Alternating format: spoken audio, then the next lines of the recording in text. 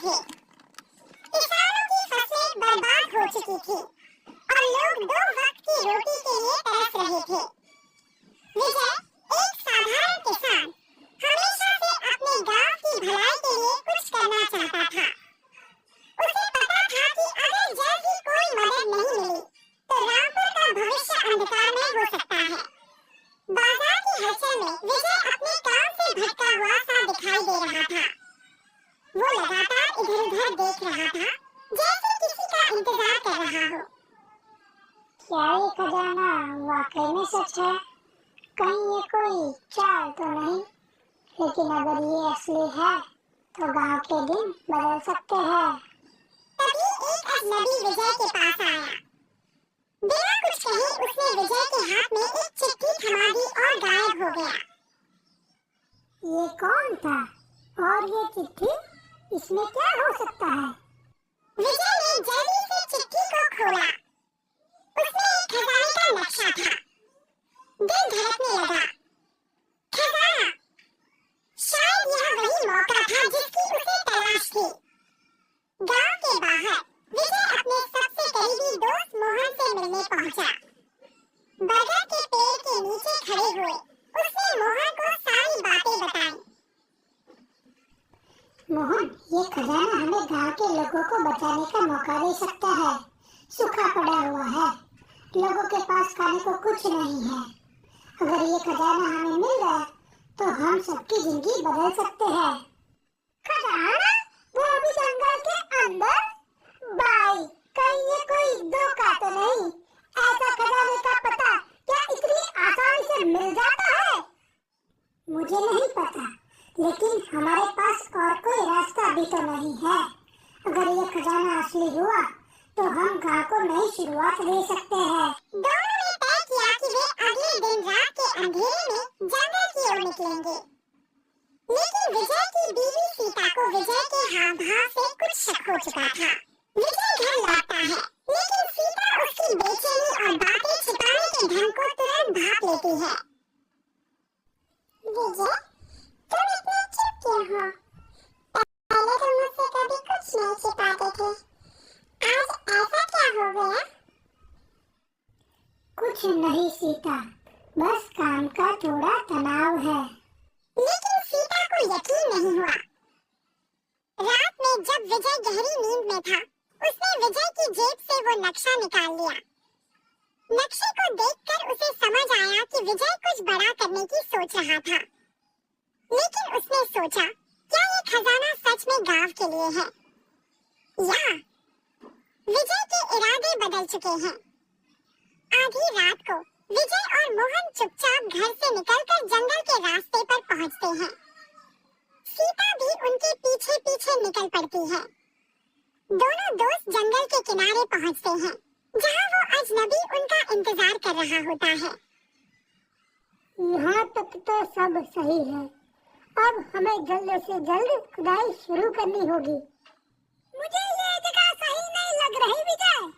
ये सब कुछ गलत सा लग रहा है।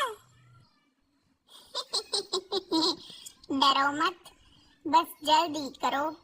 खजाना तुम्हारे कदमों के नीचे ही है। विजय और मोहन ने खुदाई शुरू की। जैसे ही उन्होंने खजाने का बक्सा निकाला, एक बूढ़ा आदमी वहां आ पहुंचा। रुको, ये खजाना शापित है। जिसने भी इसे लिया उसका विनाश निश्चित है। विजय, हमें इसे छोड़ देना चाहिए। मुझे ये सही नहीं लग रहा। नहीं, अगर ये खजाना हमें नहीं मिला तो गांव बर्बाद हो जाएगा। ये हमारी आखिरी उम्मीद है। जैसे ही विजय बक्सा खोलने लगता है, सीता सामने आ जाती है। विजय, तुमने मुझसे क्यों छिपाया? ये सब क्या है? सीता, मैं बस गांव की भलाई के लिए ये सब कर रहा हूँ। हमें पैसे की सख्त जरूरत है और ये खजाना सब कुछ बदल सकता है। लेकिन तभी अजनबी ने अपना असली रूप दिखाया। उसने चाकू निकालकर विजय और मोहन को धमकाना शुरू कर दिया। खजाना अब मेरा होगा। तुम लोग बस मेरे मोहरे थे इस खेल में। मोहन ने अचानक साहस दिखाते हुए अजनबी पर हमला कर दिया। थोड़ी देर की लड़ाई के बाद मोहन ने अजनबी को नीचे गिरा दिया और विजय को बचाया। काफी मेहनत के बाद उन्होंने खजाने का बक्सा निकाला। दोनों की आंखें चमक उठी, लेकिन जैसे ही विजय ने बक्सा खोला, उसके चेहरे पर मायूसी छा गई। सिर्फ एक सोने का सिक्का, बाकी सब पत्थर? क्या ये वही खजाना है जिसकी बातें हो रही थी? एक सोने का सिक्का, क्या हम गलत जगह पर आ गए हैं? विजय और मोहन ने पत्थरों से भरे बक्से को देखा। यह बिल्कुल भी वैसा नहीं था जैसा उन्होंने सोचा था, लेकिन विजय की सच्चाई की असली परख अब होनी थी। विजय सिक्के को लेकर सोच में पड़ गया। गांव के लोग भूखे मर रहे थे और अब उसके पास सिर्फ एक सोने का सिक्का था। उसने यह सोचने का फैसला किया कि इस एकमात्र सिक्के का कैसे सही इस्तेमाल किया जाए। उसकी ईमानदारी और निष्ठा अब उसकी परीक्षा लेने वाली थी। इस एक सिक्के से मैं अपने लिए कुछ भी कर सकता हूँ, लेकिन क्या इससे गांव वालों का भला होगा? अगर मैं इसे सही जगह इस्तेमाल करूँ, तो शायद एक शुरुआत हो सके। विजय सोच में पड़ गया। एक सिक्के से पूरे गांव की मदद करना लगभग नामुमकिन था, लेकिन उसने ठान लिया कि वह इसे किसी अच्छे काम में लगाएगा। उसने उस सिक्के से छोटी शुरुआत करने का फैसला किया। एक सिक्का ज्यादा कुछ नहीं कर सकता, लेकिन अगर मैं इसे सही जगह इस्तेमाल करूं, तो शायद इससे कोई बड़ा बदलाव शुरू हो सके। मैं हार मानने वाला नहीं हूँ। विजय ने सोने के उस एक सिक्के को शहर जाकर बेचा और उससे जो थोड़े पैसे मिले, उसने उसका इस्तेमाल गांव के सबसे गरीब परिवार की मदद में किया। उसने उस पैसे से उनके लिए बीज और थोड़े भोजन की व्यवस्था की, ताकि वे अपनी जिंदगी फिर से शुरू कर सकें। विजय, तुमने हमारे बुरे समय में हमारी मदद की है। ये थोड़ी मदद भी हमारे लिए बहुत मायने रखती है। ये सिर्फ शुरुआत है। अगर हम सब मिलकर मेहनत करेंगे, तो हम अपनी किस्मत खुद बदल सकते हैं। एक सिक्के से पूरे गांव का भला तो नहीं हो सका, लेकिन विजय ने अपने हिस्से की छोटी सी मदद से लोगों में नई उम्मीद जगाई।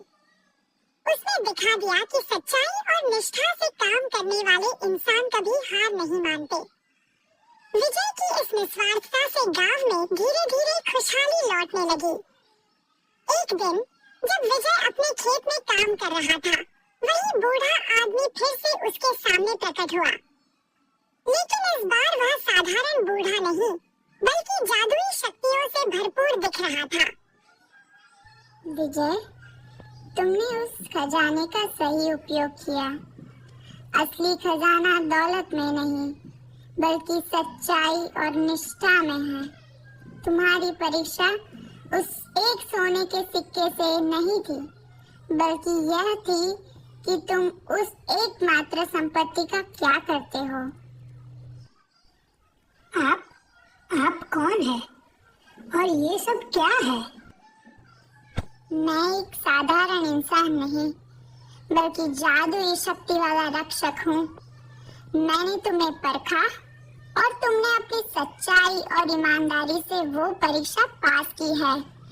अब समय आ गया है कि तुम्हारी इस निष्ठा का भी फल मिले। बूढ़े आदमी ने विजय के सामने खजाने के पत्थरों पर अपना हाथ रखा। अचानक सारे पत्थर सोने के सिक्कों में बदल गए। विजय यह देखकर अवाक रह गया। उसके सामने अब ढेर सारे सोने के सिक्के थे। तुम्हारी सच्चाई ने इन पत्थरों को भी सोने में बदल दिया। ये सारा धन अब तुम्हारा है, लेकिन मुझे यकीन है कि तुम इसका सही इस्तेमाल करोगे। आपने मुझे और मेरे गांव को नया जीवन दिया है। मैं इसका हर हिस्सा रामपुर के लोगों की भलाई में लगाऊंगा। विजय ने वो सारा धन रामपुर के लोगों के बीच बांट दिया। गांव के हालात एकदम बदल गए। पूरा आदमी विजय की सच्चाई से इतना प्रभावित हुआ कि उसने विजय के साधारण से घर को जादुई तरीके से एक भव्य महल में बदल दिया। अब विजय का घर रामपुर की सबसे सुंदर जगह बन चुका था, लेकिन विजय वही विनम्र और ईमानदार इंसान बना रहा।